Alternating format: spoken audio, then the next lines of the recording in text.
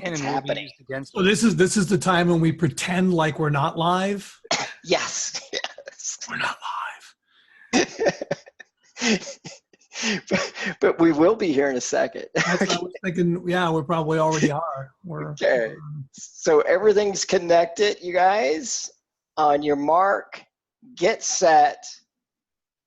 We are live. Take it over, Don. We're live. Welcome to BricsCAD Unplugged, Volume 8, Season 1, Episode 8, if you take the industry standard naming formats. I don't think we've done that. Yeah, whatever. Too much, way too much coffee today. Way too much rain here in Northern California. Would you think you'd ever say that? Yeah, Vince, and yeah, we've been drenched the last 2 days. But just like Camelot, the sun comes out during the day. So when you ask us why we live here, we'll just invite you to come and see yourself. So today on BricsCAD Unplugged, what are we doing? We're talking about software development, application development on BricsCAD because it's probably easier than you might think. If you develop an application for AutoCAD today, either ARX or LISP, you might be really surprised to know that your application will probably port directly to BricsCAD without a whole lot of work. In fact, a single code stream can support both AutoCAD and BricsCAD platforms for ARX/BRX, BricsCAD Runtime Extension application software. And there are 1,500 corporate developers. Look at that guy. Is he cool? I think that's Matt. It's hard to see because all of our screens are different, but you know that by now. You're in episode 8, so it's all good. Guys, introduce yourselves again, and just in case there are new people who don't know you. Matt, Learning and Training Department at Brixis. Yay. And I'm Vince Amon with the sales team, and also, like I always say, a little technical on the side. He's a geek. A side dish of technical. He's a geek. Yeah. And we like it that way because that's a part of what we are at Brixis. There's a lot of individuality here. There's a little bit of strangeness occasionally, but hey, look, I'm here and I'm having fun. And we want everybody to join us both as users of BricsCAD. And today, let's talk about how developers can move to our platform. Vince, you want to introduce our special guest? Yeah, no, and this is one of my favorite subjects in terms of development. We talk to a lot of, customers and potential customers that have questions around, can I port my existing application? And I think the answer there is yes. We're getting a lot of great feedback. But then there's always that question, hey, I've got this third-party application that I've been using for years. Will it work in BricsCAD? And so today, our special guest is a somewhat new person to our team. We brought this person on board for the last 10 years. They've been specifically working with third-party developers, OEM developers for other applications, we'll say, to help those companies port or bring in their applications. And so our guest, I got a couple things. A previous life, he was using some CAD technology to do different design work, interior design. We can ask him about that. And then the second thing, and it's appropriate because in London, we're going to a brewery, and I think he has some experience in that field, and we could ask him about that as well. So please welcome our guest to our team. His name is Jeroen Walhof. Here he comes, you guys. There he is. Hello. Let me turn the mic on for you. And the Delirium Elephant from Belgium welcomes you to BricsCAD Unplugged. This is actually a hat, but I'm not going to put it on right now. But it's put it on.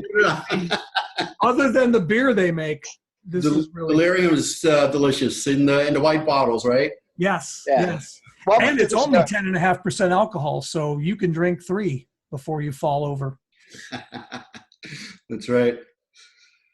Vince, thanks for the introduction. Yeah, it's I'm really excited to be here. Excited to be becoming part of the team. Like I said, I had some CAD experience as an end user. I think the first version I learned AutoCAD on was R12, and so that I'm dating myself now. I love that version. It was on 5 platforms. That was pretty cool. Nice. There you go. But the last 10 years, I've been on the other side of the table, from user to be part of the development. Not doing the development myself, but no coding. But I was working for a great company called TechSoft 3D. They're the Hoops guys. They developed the 3D graphics engine. The engines, spinning those models. Exactly. Yeah. Pretty cool stuff. My sole responsibility there, though, was for the Autodesk products, such as AutoCAD OEM and Real DWG. Now, with the last few years, Autodesk is forging a different path for OEM developers, and so which kind of leaves them in the dust a little bit, and which is harder to make any advances there. And so that's why I was looking around and was lucky to connect with BricsCAD earlier this year. They embody still that true partnership idea that, or fully support their developers. And so I'm really glad that I found you guys, and excited to expand on this program there. We're happy that you found us, actually. Yes, absolutely. Yeah. So, Jeroen, in terms of this, having supported the AutoCAD OEM application, because it really is an application of its own. It's a platform and a wrapper that developers can use to build vertical specific applications and put them into this quote unquote OEM wrapper / engine that allows application developers to ship a single package, right? Exactly. Which I think is the key here, because normally if you're going to install a third-party app on your AutoCAD or BricsCAD, you would install the platform, BricsCAD or AutoCAD, right? Of course, BricsCAD first. And then you would load the application into your session. But I think what we find out is that there are some users that are overwhelmed by that concept. They know nothing about CAD. They just need to use this engine, this workflow that's been developed to help them get their job done. And that's what OEM actually enables, I believe. Tell me if I'm right or wrong there. Yeah, no, you're absolutely right. It's so BSB stands for BricsCAD Solution Builds. And that's our version of OEM. There you go, Matt. Thank you very much. Matt, I love you, man. Yeah, and that's their name for OEM, so to speak. And so it's exactly what you just mentioned. They're commercial software developers can take the BSB platform. They either have an AutoCAD plugin or a BricsCAD plugin already, and they can integrate that with BricsCAD. And it's the full version of BricsCAD, so there's no need to limit functionality. Yeah, and that's different from the other solution, right? Yeah, because those guys actually priced their offering based on the commands that they exposed, which that's a cool idea too, I think. I mean, really from a business model, that's a cool idea. But I think the intent of that was to limit stealing from the core market, right? Because if you don't give people the fully functional version of that other CAD program, then they may have to buy it too, right? On top of their OEM application. Whereas at BricsCAD, our idea is that you get full on BricsCAD, be it Pro or Platinum, whatever your developer integrates into their BSB package. And then the user not only can run the third-party application they need to support their workflow, but they also have full and unfettered access to all the commands in BricsCAD, and it works just the way a standalone BricsCAD would work. Yeah, absolutely. And still, the developer, the BSB developer, is still able to release the BricsCAD version to their customer, to their specifications. So they can still have certain things active or in view. Again, like you said earlier, some of the end users, the BSB end users, may not be CAD people. And so they just want to push a couple buttons and be done with it.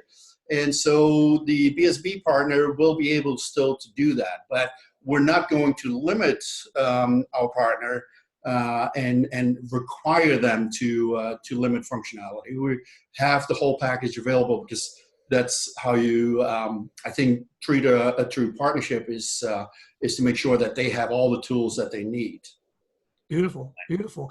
I mean, speaking of that, let's talk for one moment about a massive porting effort that went on about a year ago. Our friends at Hexagon PPM with the CADWorks product.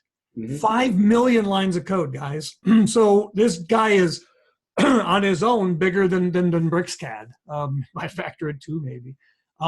This was a 6-month porting project, but the amazing part was it didn't take 6 months to make it work. CADWorks actually ported fairly quickly.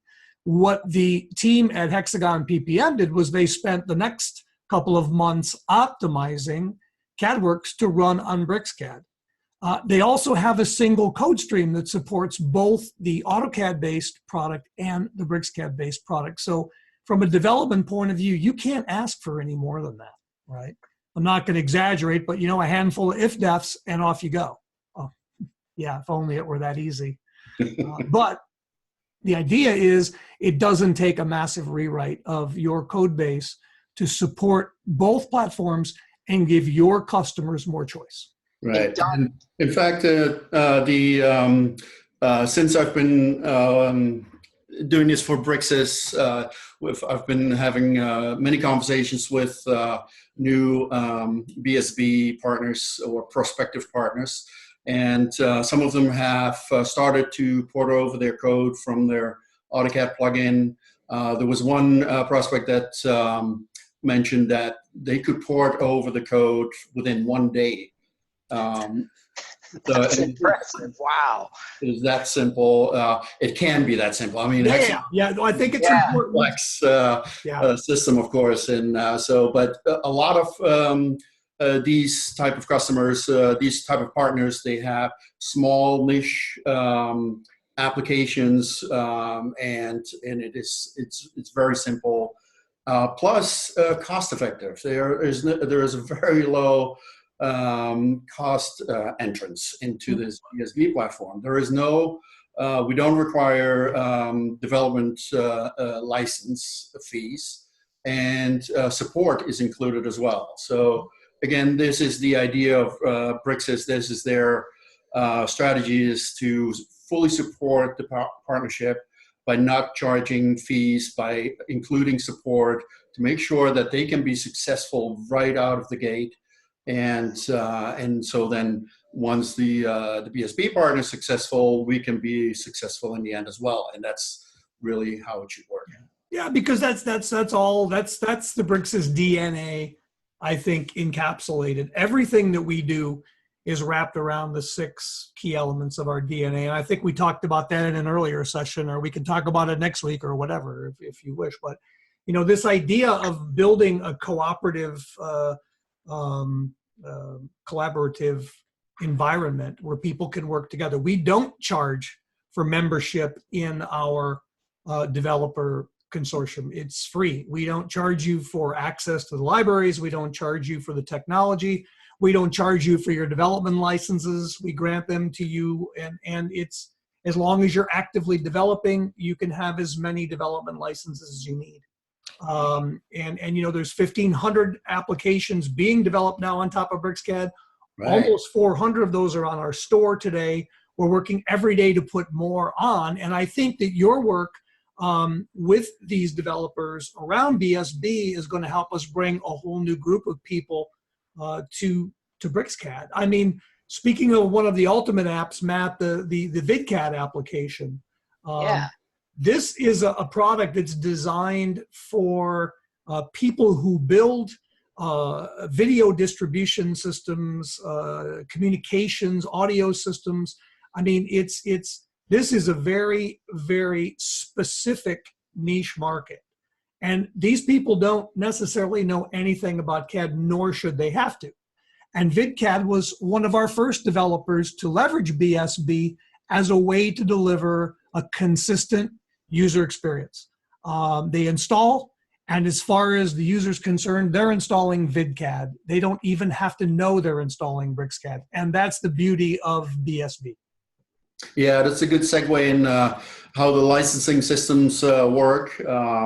It is for the BSB developer, for your customers, you can continue to use your existing licensing model, such as subscription, network, volume, anything like that.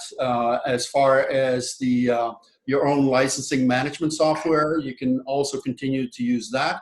That licensing managing software will be tied into the BricsCAD license model. And so when you activate a BSB-based application to your customer, then silently it will activate a copy of BricsCAD as well. So for the end user experience, it's going to be a seamless